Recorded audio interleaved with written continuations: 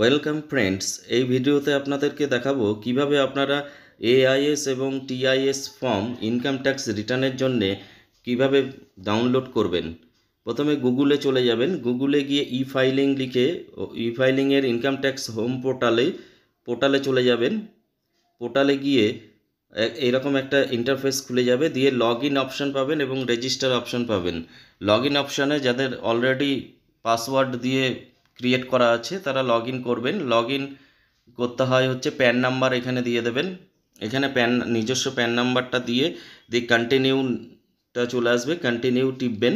Continue করে এগিয়ে যাবেন।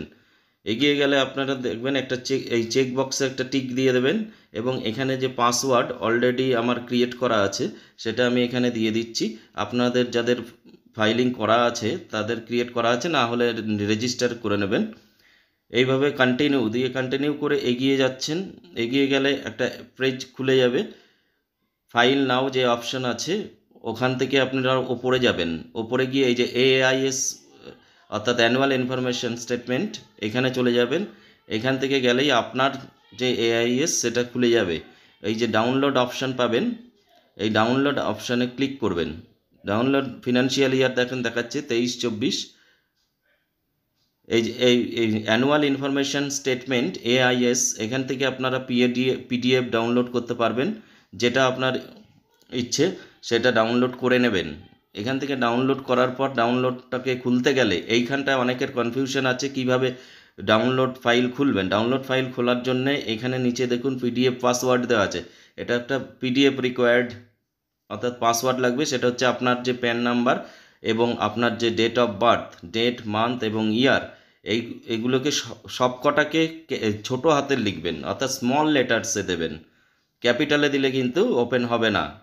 দেখুন আমি দিচ্ছি আমার প্যান নাম্বার এবং আমার ডেট অফ বার্থ এখানে আমি বসিয়ে দিচ্ছি। বসিয়ে দিলেই এখান থেকে আপনারা ওই পেজটা খুলে যাবে। অর্থাৎ আপনার যে এআইএস এবং টিআইএস আপনি যেটাই চান সেটাই এখান থেকে পেয়ে যাবেন। সাবমিট করবেন। এই যে খুলে গেল, এটা আমার এআইএস আমার নামে যেটা আছে ইনকাম ট্যাক্স ডিপার্টমেন্টে যেটা লোড করা আছে।